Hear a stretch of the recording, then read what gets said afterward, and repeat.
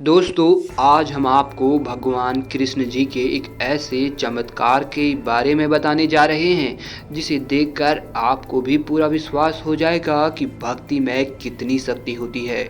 ऐसा क्या हुआ जब खुद भगवान श्री कृष्ण ने अपने भक्त रमेश की गवाही देने के लिए कोर्ट पहुंचना पड़ा। लेकिन वीडियो शुरू करने से पहले कमेंट बॉक्स में जय श्री कृष्णा अवश्य लिखें ताकि वीडियो की शुरुआत अच्छी हो। तो आइए दोस्तों, जानते हैं भगवान कृष्ण के इस चमत्कार के बारे में। आखिर क्यों भगवान श्री कृष्ण को रमेश की गवाही देने पहुंचना पड़ा कोर्ट। दोस्तों, एक बार रमेश नाम के एक गरीब किसान को भगवान ने दिए अद्भुत दर्शन। दरअसल यह गरीब किसान यानी रमेश भगवान कृष्ण जी का बहुत बड़ा भक्त था।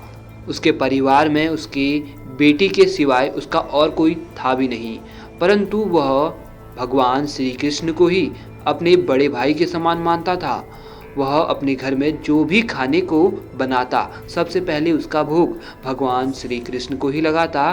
बाद में उसकी बेटी और वह साथ साथ खाना खाते। इसके साथ ही वह महीने के अंत में एक बार जरूर मथुरा भगवान श्री कृष्ण के दर्शन करने जरूर जाता। वह भगवान श्री कृष्ण जी को अक्सर केशव नाम से बुलाता था, जो कि हनुमान जी के 125 नामों में से एक है। उसकी बेटी की उम्र शादी के लायक हो चली थी, जिसके लिए उसने एक सेठ से 5,000 रुपये उधार लिए।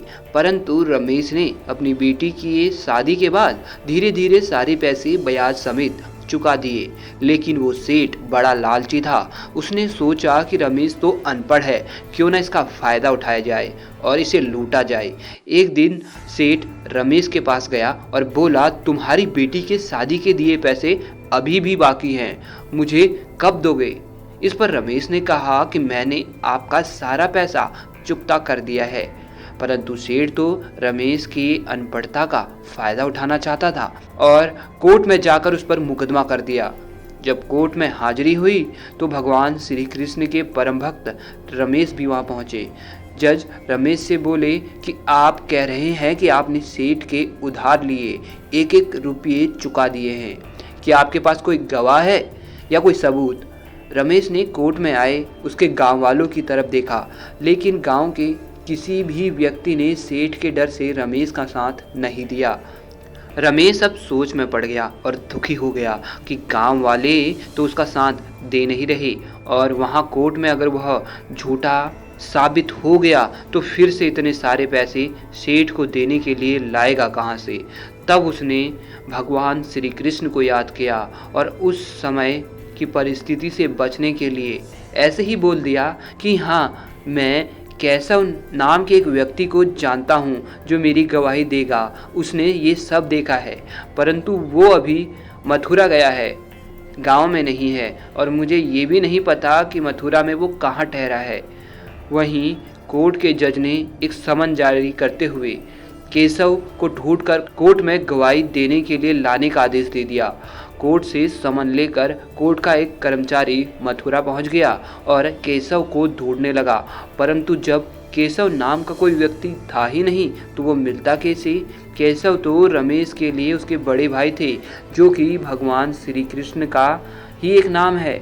वह कोर्ट का कर्मचारी हर जगह केशव को खोजने लगा और खोजते खोजते वह मथुरा के मुख्य मंदिर में पहुंच गया, जहां पर भगवान श्री कृष्ण की सुंदर प्रतिमा थी। जब उसने वहां केशव के बारे में लोगों से पूछना आरंभ किया, तब भीड़ से खुद एक 80 साल का वृद्ध व्यक्ति आता है और बोलता है कि मैं हूं केशव, और बोलता है कि मैं रमेश को भी जानता हूं, वह मेरे छोटे भाई के समान है। तब कोर्ट का वह व्यक्ति उस बूढ़े बाबा को अदालत में अपने साथ गवाही के लिए ले गया। गांव के सभी लोग उस व्यक्ति को देखने के लिए उत्सुक थे कि आखिर कौन है ये केशव जो सेठ के खिलाफ गवाही देगा। और रमेश खुद आश्चर्य में पड़ गया कि आखिर ये चमत्कार कैसे हो गया तथा कौन है वह बूढ़ा व्यक्ति जो खुद को केशव बता रहा है। उधर कोर्ट की कार्यवाही आगे बढ़ाई गई तथा केशव नाम के उस बूढ़े बाबा को कटघरे में पेश किया गया। जज ने उन बूढ़े बाबा से कहा कि आप रमेश के गवाह हो। तो इस पर बूढ़े बाबा बोले, रमेश बेकसूर है, इसने सेठ के उधार ली 1-1 रकम चुका दी है। इस पर जज बूढ़े बाबा से बोलते हैं कि इसका क्या सबूत है कि रमेश बेकसूर है। तब बूढ़े बाबा बोले कि यह सेठ हमेशा अपने बिस्तर के नीचे एक हिसाब किताब वाली डायरी रखता है जिसमें उसका हर एक हिसाब रहता है, परंतु सेठ उस डायरी को अपने अलमारी में बाकी हिसाब किताब वाली फाइलों में नहीं रखता। तब कोर्ट का एक कर्मचारी जज के आदेश पर उसी समय सेठ के घर गया और वह फाइल लेकर आया। जब जज ने वह फाइल देखी तो सारा का सारा हिसाब किताब चुकता था और लोग इस घटना को देखकर बड़े अचंभे में पड़ गए, आपस में चर्चा कर रहे थे। वहीं सेठ को मानो सांप सूंघ गया कि आखिर यह बुढ़ा बाबा ये रहस्य की बात कैसे जानता था। वहीं रमेश का भी आश्चर्य का ठिकाना नहीं था, लेकिन उसी समय वह केशव यानी बूढ़े बाबा कोर्ट से अचानक गायब हो जाते हैं। जज ने रमेश से पूछा, आपने यह केशव नाम बताया, यह कौन था? तुम्हारा कोई रिश्तेदार था क्या? रमेश ने कहा, हजूर मैं सच कहता हूँ कि मुझे मालूम नहीं यह कौन थे। जज ने कहा, अगर तुम उन बूढ़े बाबा को जानते ही नहीं हो तो फिर अपने गवाही में उसका नाम क्यों बोला? रमेश ने कहा कि गांव से कोई भी व्यक्ति मेरी ओर से गवाही देने को तैयार ही नहीं हो रहा था, तो मेरा एक ही आसरा था, मेरे भगवान कृष्ण, जिन्हें मैं प्यार से कान्हा और केशव कहता हूँ। रमेश ने बताया, उसी में से एक नाम यानी केशव मैंने आपको बोल दिया। रमेश ने बताया, न मेरे पास धन था न दौलत थी, बस उनकी कृपा अनंत थी। इतना सुनते ही जज की आंखों में आंसू आ गए और वह सब कुछ समझ गया कि वह बूढ़े बाबा कोई और नहीं थे, स्वयं भगवान श्री कृष्ण जी ही थे, जो अपने भक्त रमेश की रक्षा के लिए साक्षात खुद कोर्ट आए थे। जज की आंखों में आंसू भर आए और बोले, जिसकी कोर्ट में मुझे जाना चाहिए था वह खुद मेरे कोर्ट में चलकर आया है।